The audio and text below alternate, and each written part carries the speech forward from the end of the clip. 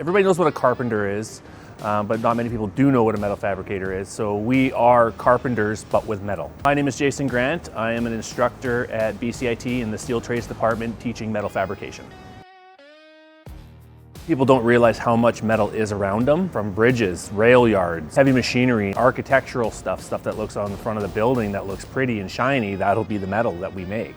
During the foundation, we usually have anywhere between 8 to 12 projects. They get to learn all the machinery, how to bend metal, how just to cut metal, how to put holes in it, how to use heat to manipulate it. If you're curious and you want to learn, you can learn a lot in this industry. And again, the diversity to me is one of the biggest things with metal fabrication. You could be the type that goes into a job and just puts in their 8 hours and reads a blueprint, puts together.